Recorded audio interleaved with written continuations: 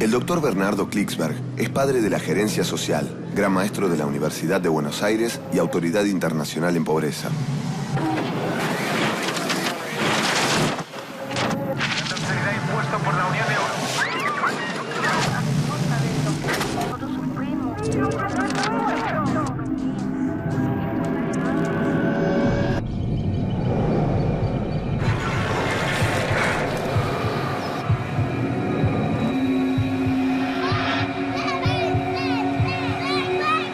¿Sabía usted que en el mundo hay 3.200 millones de personas que ganan menos de $2 diarios? Los llamamos los pobres del mundo. $2 diarios. Eso quiere decir, por ejemplo, en pesos argentinos, que ganan menos de 10 pesos por día. Eso quiere decir, en pesos argentinos, menos de 300 pesos por mes. Carecen de casi todo. No tienen normalmente, además, acceso ni a agua potable, ni a instalaciones sanitarias. Viven en viviendas que se caen a pedazos, absolutamente precarias. Con lo que ganan no pueden comprar alimento suficiente, no pueden comprar remedios, no pueden mandar los chicos a la escuela. Son los llamados pobres. ¿Sabía usted que en América Latina son 170 millones de personas? 1 de cada 3 latinoamericanos. En el mundo es 1 de cada 2 habitantes del mundo. En América Latina, 1 de cada 3 latinoamericanos que están en situación de pobreza. ¿Puede haber un escándalo ético mayor que la pobreza? ¿Cómo puede ser que una humanidad con tantos recursos potenciales, con tantas riquezas en su subsuelo, con tantos avances tecnológicos, permita que esto siga así?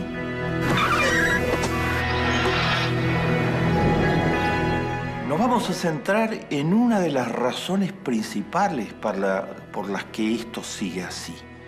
En los razonamientos, los mitos y las falacias con que muchas personas que podrían ayudar a cambiar la situación se escudan, argumentan, para poco menos que no hacer nada frente a la pobreza. Vamos a poner a foco 4 razonamientos muy usuales, particularmente en las clases medias y en las clases altas, muy usuales en el mundo y muy usuales en América Latina, sobre la situación de los pobres. 4 razonamientos que son falsos, pero que cumplen muy bien su función de liberar de responsabilidades y de culpas a amplios sectores de la sociedad que podrían ayudar a que esta situación intolerable éticamente cambie.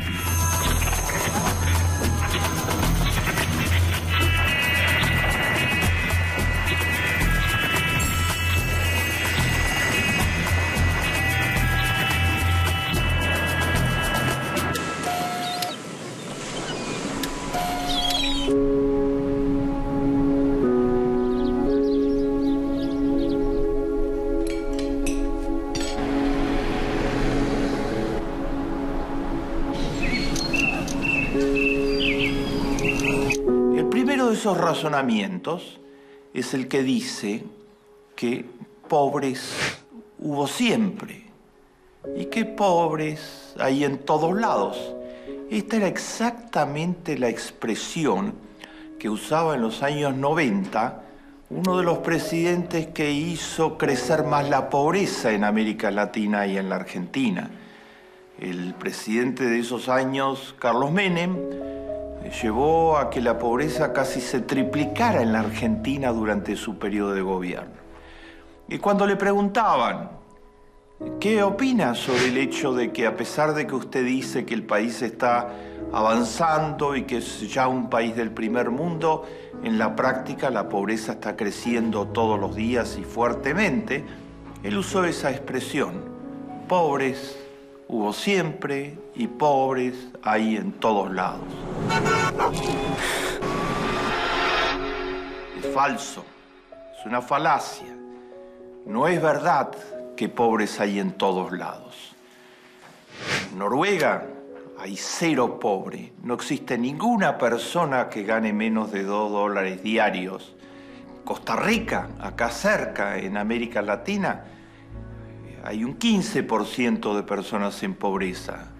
Después de Menem, a fines del 2002, después de las políticas que aplicó, en la Argentina había un 58% de personas en pobreza. Así que pobres hay en todos lados, no.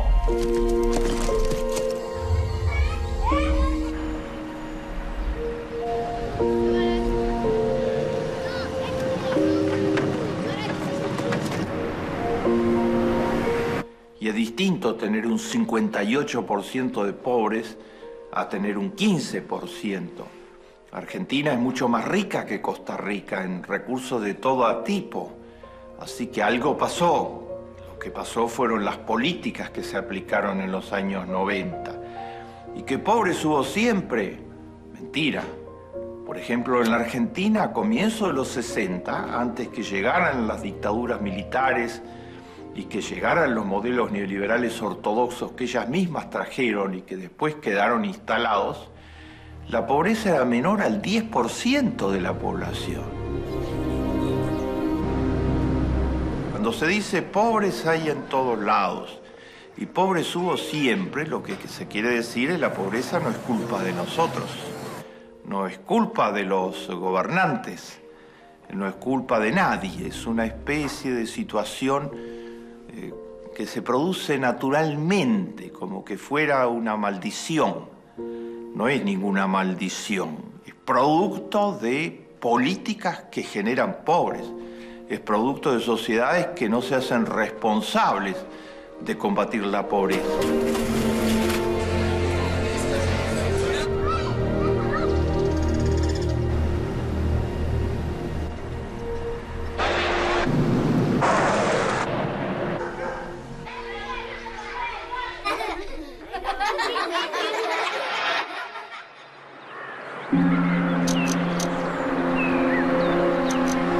Segunda falacia, segunda racionalización, que los pobres no quieren trabajar, que los pobres son indolentes, que los pobres no tienen ambiciones, que los pobres se conforman con una copa de vino o con varias copas de vino y tienen tendencias alcohólicas, que a los pobres les gusta practicar la pereza y no tener responsabilidades. O sea, esto es echarle la culpa de la pobreza a los pobres. Decir que ellos son los responsables de su pobreza. ¿Puede haber una aberración más grande? Cuando hay 170 millones de pobres en América Latina, ¿a alguien le puede pasar por la cabeza que la pobreza es culpa de esos 170 millones de personas? ¿No es evidente que hay políticas que generan pobreza? ¿No es evidente que no es responsabilidad personal, sino que es una situación colectiva de falta de oportunidades por esas políticas? Nadie quiere ser pobre, nadie quiere no trabajar, nadie quiere estar en la vagancia. Todos los seres humanos nacen con una condición natural de necesitar trabajar para sobrevivir, pero necesitar trabajar como modo de desarrollar su personalidad. Eso es un mito, es el mito aberrante porque no solo que creamos pobres en gran escala, sino que les echamos la culpa de la pobreza. Pero es un mito que en el fondo tiene una perversidad mayor. Cuando se dice los pobres son los responsables de su pobreza, se está diciendo nosotros no tenemos nada que ver. Se está lavando las manos.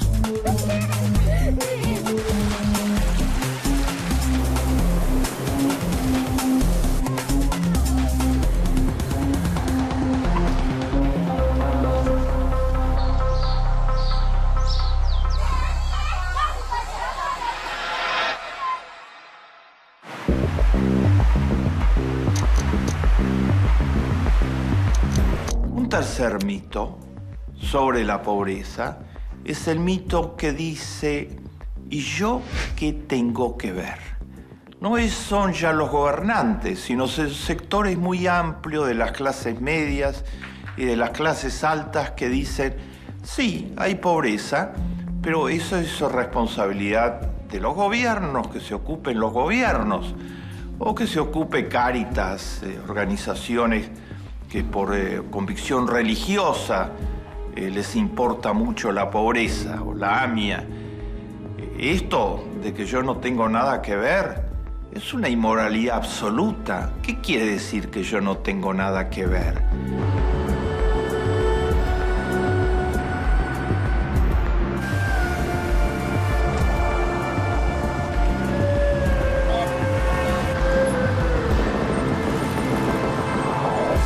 Todas las religiones, absolutamente todas, dicen que los seres humanos debemos cuidarnos los unos a los otros. Esto tiene palabras en todos los idiomas. En el idioma de la religión católica se llama caridad. Los santos evangelios, el Nuevo Testamento, Jesús de Nazaret dicen que los seres humanos tienen que practicar la caridad. Caridad quiere decir cuidar. Viene de ahí la palabra caridad.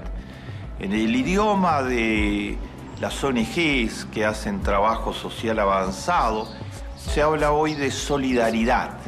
Y en muchas religiones la palabra es solidaridad. Solidaridad quiere decir solidificarse con el otro, ponerse en el lugar del otro.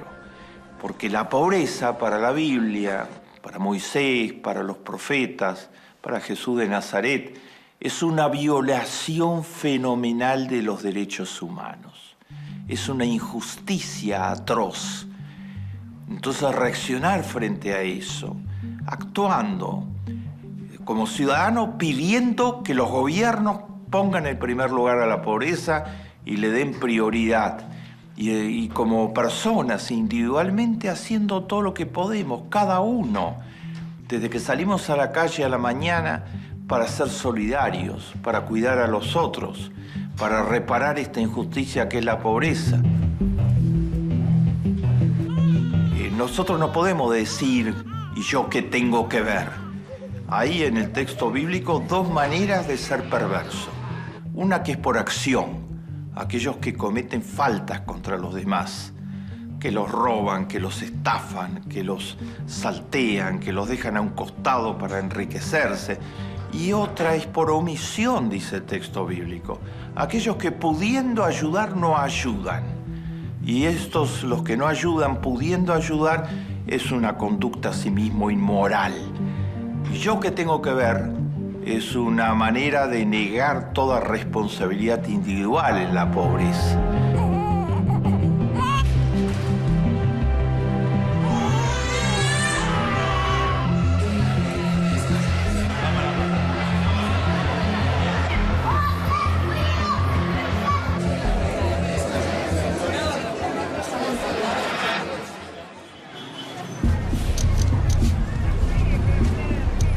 La cuarta es esta muy popularizada, de decir mucho cuidado con ayudar a los pobres a través de programas asistenciales y de las políticas sociales en general, porque esto estimula la vagancia. Esto está presente permanentemente en el razonamiento de muchas personas de la clase media que han sido engañadas para pensar de ese modo por algunos medios masivos de comunicación y por las élites. El razonamiento es, las políticas sociales son asistenciales y por lo tanto inducen a que la gente no trabaje. Por ejemplo, en términos muy prácticos, se dice, y ha dicho hace poco un líder político de algún sector político de la Argentina, en la provincia de Santa Fe, que fue candidato a gobernador de esa provincia, dijo: el hecho de que en la Argentina se haya establecido un subsidio a las madres pobres embarazadas, establecido por la presidenta de la Argentina, Cristina Fernández, es un error grave, porque las madres pobres embarazadas Al existir un subsidio, ¿qué va a suceder? Que muchas chicas jóvenes van a propósito a quedar embarazadas para poder cobrar el subsidio. Es una monstruosidad. No hay ningún caso de ese tipo. Ninguna joven va a quedar embarazada para cobrar un subsidio muy pequeño. La maternidad es demasiado importante para cualquier mujer como para llegar a una decisión de ese tipo. Es una manera muy barata y grosera de descalificar que se dé ayuda a los pobres. O se dice programas como los programas compensatorios que hay en casi toda América Latina. Son 80 programas que entregan subsidios a las personas pobres, en muchos casos a condición que las personas pobres manden a los chicos al colegio, se vacunen, como el programa Asignación Universal, el mayor programa social de la historia argentina, que está contribuyendo a proteger a 4 millones de niños pobres. Entonces se dice, se les entrega un subsidio y dejan de trabajar para cobrar el subsidio. Porque dicen, ¿para qué vamos a trabajar si tenemos un subsidio? ¿Saben ustedes? Se midió hace poco los resultados del programa de Asignación Universal cuya meta es proteger a 4 millones de niños pobres. El programa empezó hace 2 años. 1 millón de personas que recibían el subsidio ya no lo reciben más, porque entraron a trabajar. Todo lo contrario de lo que dice este razonamiento perverso.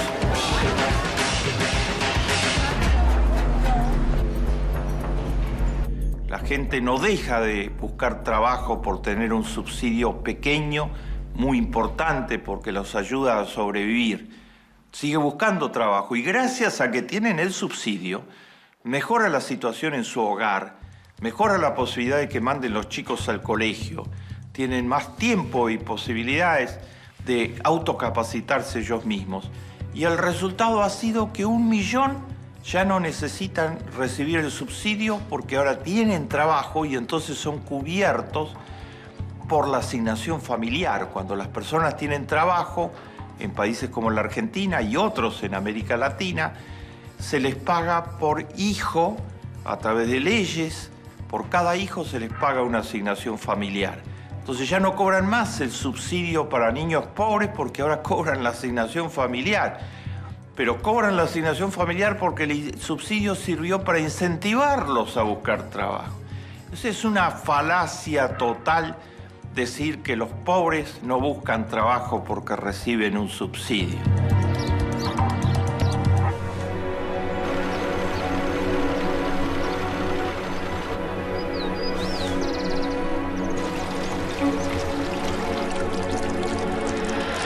Esas 4 falacias son muy frecuentes.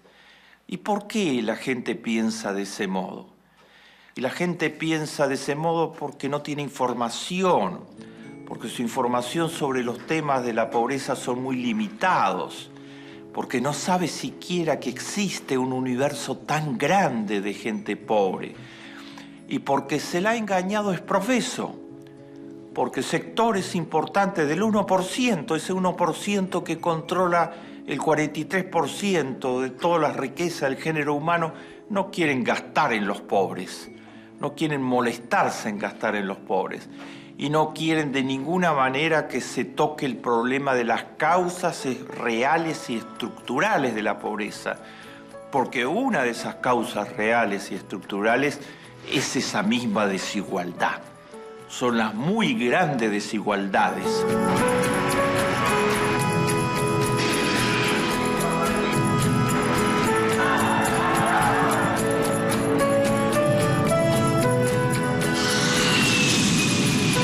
¿Es posible combatir la pobreza?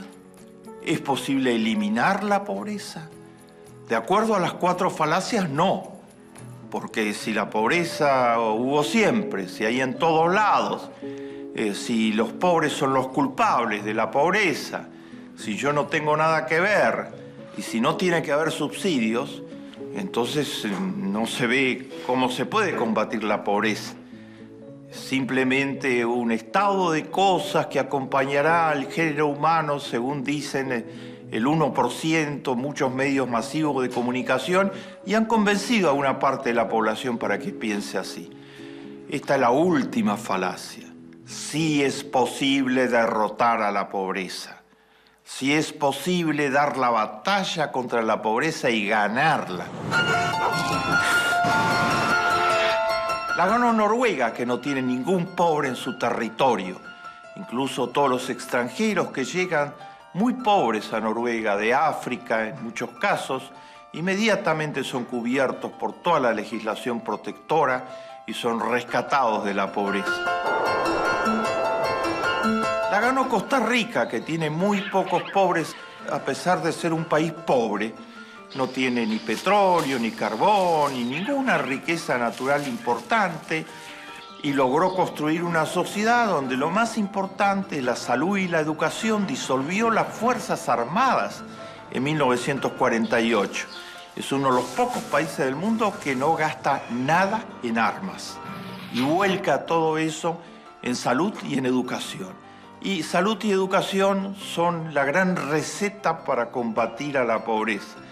Lo logró Brasil, que es uno de los países que tenía más pobreza de todo el planeta Tierra, pero cuando un obrero que no pudo estudiar en la escuela primaria llegó a la presidencia del Brasil, Lula da Silva, y él sí sabía lo que es de verdad la pobreza, porque formó parte de una familia de 11 hermanitos, de los cuales 5 murieron por pobreza de sus hermanos. El presidente Lula le dio orden terminante a todos sus ministros. Lo más importante para este gobierno es combatir la pobreza.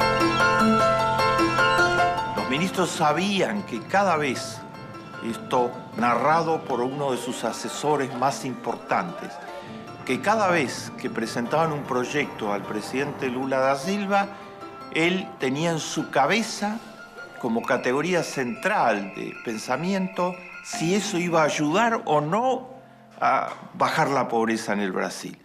Y logró sacar 40 millones de brasileros de la pobreza. Su sucesora, Dilma Rousseff, también sabe lo que es la pobreza. De otro modo, cuando era joven, ella es de una familia de clase media, es una prestigiosa profesional, pero cuando era joven salió a la calle del Brasil a combatir la pobreza y la pusieron presa, la dictadura militar, y la torturaron y la tuvieron secuestrada. Ella sabe lo que es la pobreza y luchar contra la pobreza. Entonces continuó los pasos de Lula y dijo: lo central para el gobierno de Dilma va a ser que no quede ningún pobre extremo en el Brasil en los próximos 3 años. Hay 16 millones de personas en pobreza extrema en el Brasil. Ganan menos de $1 diario. Dilma creó Brasil sin miseria, un gigantesco programa que va a permitir que para el año 2014, con ayuda divina, no haya más miseria en el Brasil. Cristina Fernández de Kirchner se propuso que no quede ningún chico pobre en la Argentina durante su periodo de gobierno. Creó Asignación Universal y hoy 3,5 millones de niños pobres de la Argentina están protegidos por Asignación Universal. Y las cifras de pobreza infantil se están reduciendo muy fuertemente. Queda mucho por hacer, pero ese es el camino. El presidente Tabaré Vázquez en el Uruguay dijo: ¿cómo puede ser que los chicos pobres del Uruguay no tengan derecho a entrar en una computadora? Porque como son pobres, no hay ninguna posibilidad de que tengan una computadora en su casa, muy pocas posibilidades de que puedan entrar en una computadora pagando tiempo de computadora, y por lo tanto están condenados a ser pobres, entre otras cosas, porque quedan excluidos totalmente del nuevo mundo de las tecnologías que significa la computadora. Hoy todos los niños del Uruguay, pero primero fueron los pobres, tienen su propia computadora y todas sus escuelas los han introducido en la era digital. Les mostré 4 falacias respecto al inmenso problema de la pobreza. Todas mentiras para autojustificar las malas conciencias. Y les mostré que la pobreza es derrotable, que es enfrentable. Pero para que eso suceda hay que apoyar a los gobernantes y a las políticas que luchan contra la pobreza. Y cada uno tiene que meterse en esto. No puede haber neutralidad frente a la pobreza.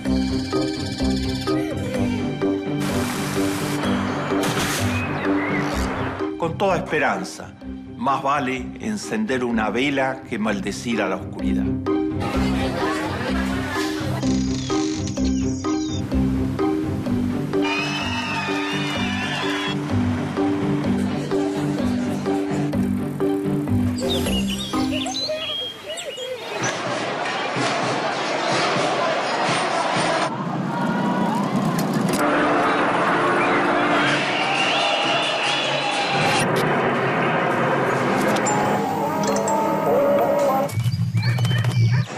Millones de personas